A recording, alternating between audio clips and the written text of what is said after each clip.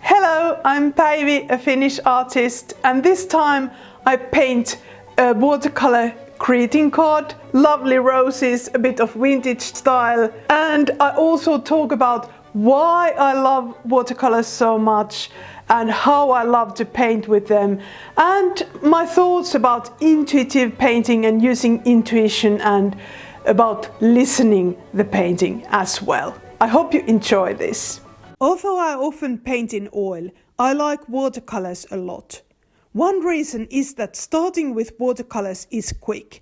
You only need a few supplies and layers dry fast. I love the feel of thick watercolor paper, especially if it's 100% cotton. Although this kind of paper is expensive, I have turned it to my advantage. I try my best with every piece and thus get the most out of the pad. Even now, when I make a card out of half a sheet, I save the other half and then make another card later. I also love my watercolor set, which is a mixed collection of pans from different manufacturers. I have bought some of the colors as pans, others are squeezed from tubes into pans.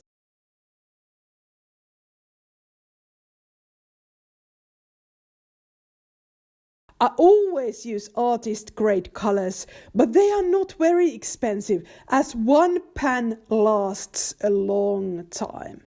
I usually make the paintings for sale, but sometimes I practice with cards and pass them on when appropriate. I love that I have little art treasures waiting for the right recipient. Cotton paper, carefully selected pans, a small assortment of brushes, as well as finished paintings and cards are precious to me. When I treat them with appreciation, the exact same appreciation also spreads into my creative thinking. That's why I always try to remind myself that even if there's a set time for the project, there's no need to rush. Of course, I could throw a lot of color and water on the paper and see what comes up, and if nothing would please the eye, I could throw the card away and start a new one.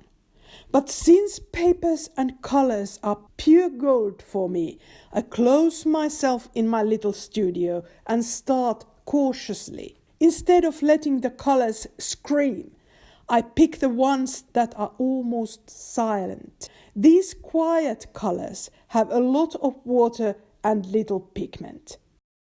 My palette is messy from the last painting session, but great for the beginning when I have more energy than creativity.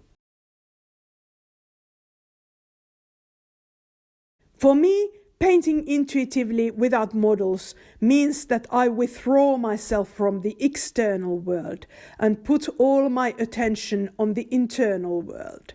Every splash and stroke of the brush is an experience in its own right. Although I want to paint a flower card, I don't want to force the flowers out, but give them time to grow as naturally as possible.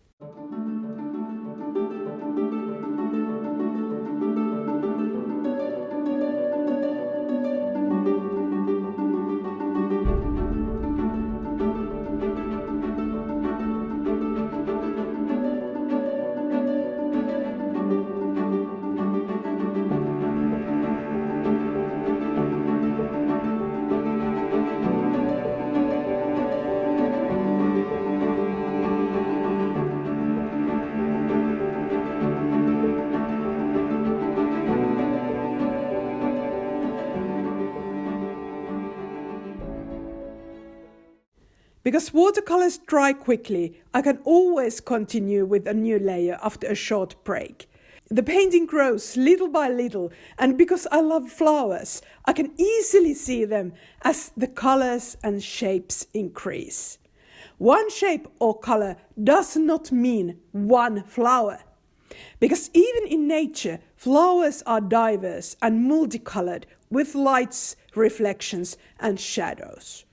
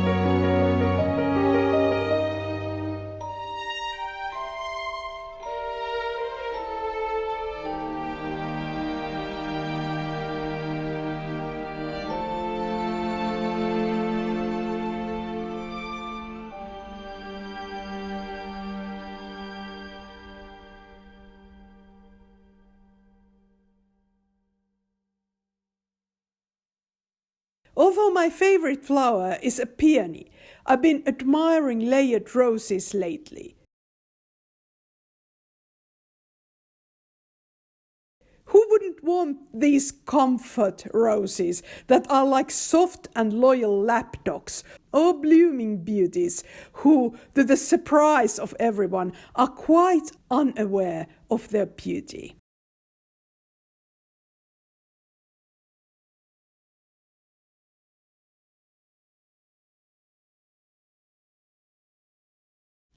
When I add details, I can fine-tune the essence and look of the flower without having to erase my mistakes so much. I love my brush strokes to have randomness and natural variety. After all, even nature scenes include errors. There are always some haze in front of a flower, or the flower has an unwanted wrinkled petal.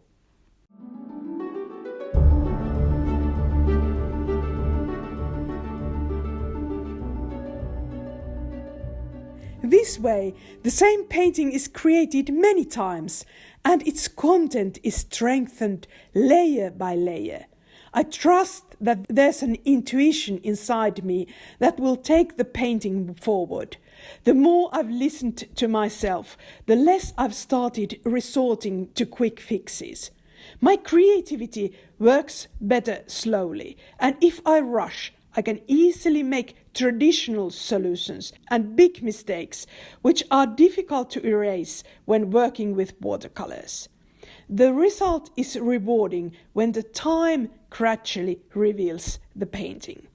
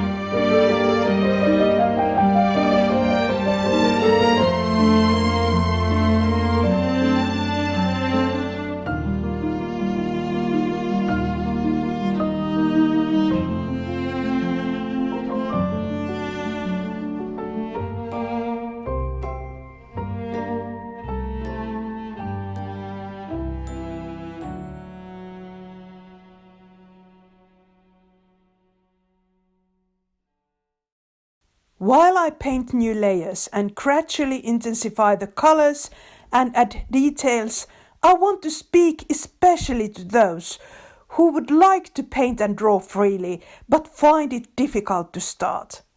Even if we make cards for others, when we create, we always also make for ourselves. And even more precisely, for the child inside us. If our inner child doesn't experience joy, it's hard to keep creating. The connection to childhood and childishness is always behind art. Flowers and plants have always been close to me, but what unites me and this card even more is that I see the flowers as characters with their own expressions and their own personality. What a funny bunch this is. Two big princesses with their maids of honor and leaf-shaped lackeys. The more you try to feed the adult inside you, the art dies. There are only mistakes and mistakes of mistakes, and the joy is missing. On the other hand, if you think that anything is fine for the child, you are also drifting away from art. The inner child deserves the best and encourages you to develop. When I think about everything I loved and admired as a child, I see beauty that I still pursue. Even if I could stop now and give the card away just as it is, I want to continue improving it because I want to make my inner child happy. Oh, how sweet! I want her to laugh. What's the name of that big rose? As a child, I was eager to name everything. Colored pencils also had their nicknames. Life near the eastern border was pretty boring. However, this boring life still inspires my art. Think about how you can build a similar connection to your imperfect childhood and to your creative child who lived through it.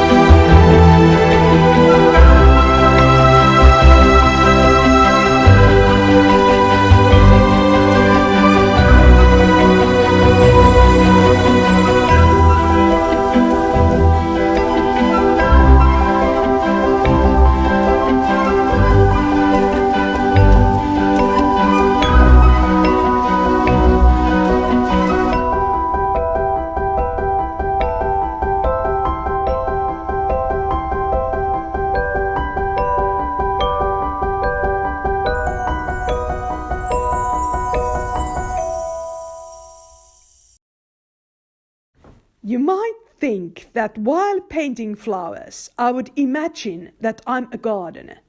But I'm more excited by the idea of being an explorer.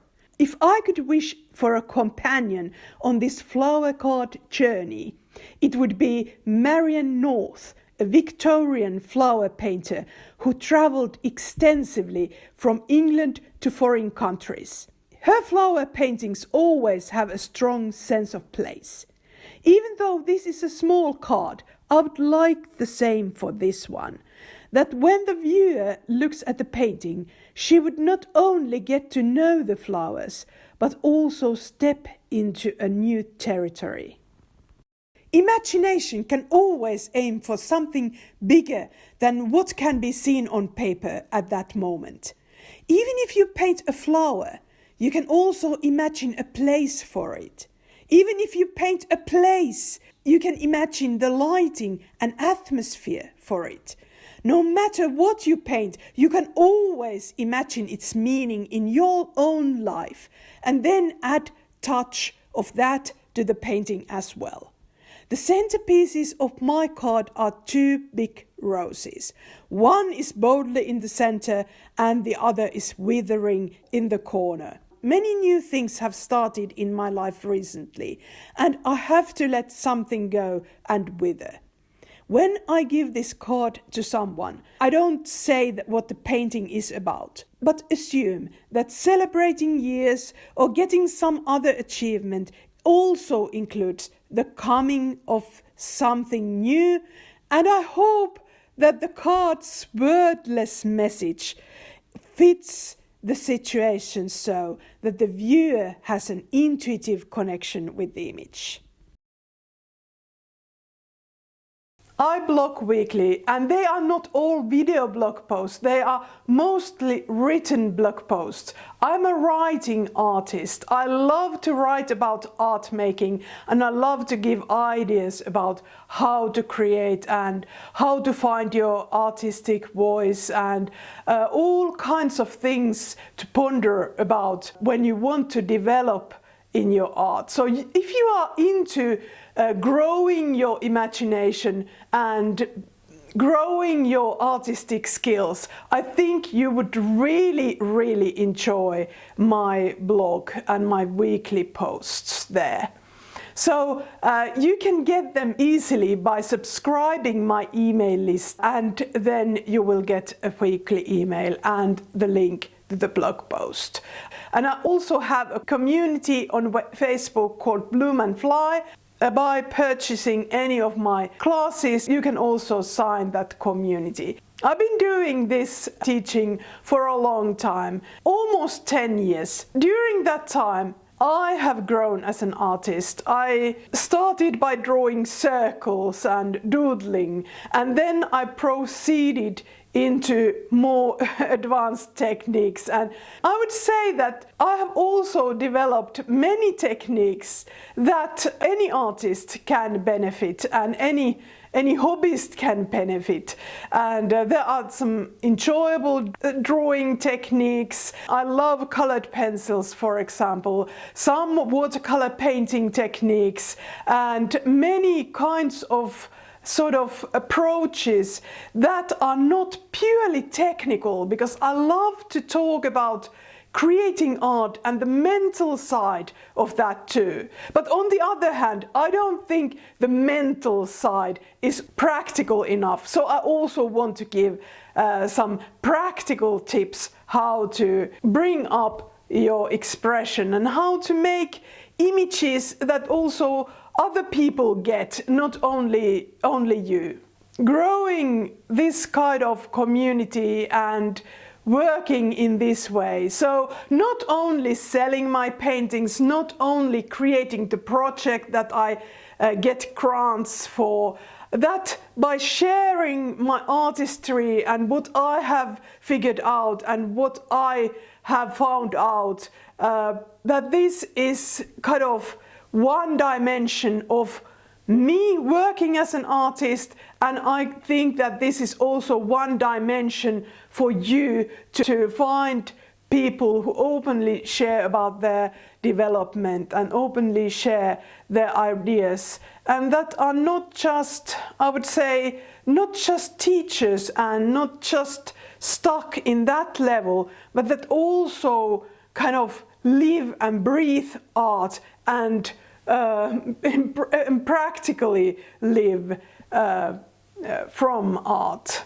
I hope you get this passion that's behind all this, and if you recognize that, then please subscribe my weekly emails and see if I'm the right one for you.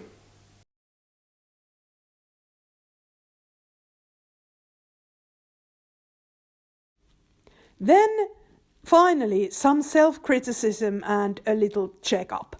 When you paint one painting for a long time, it starts to look finished earlier than it actually is.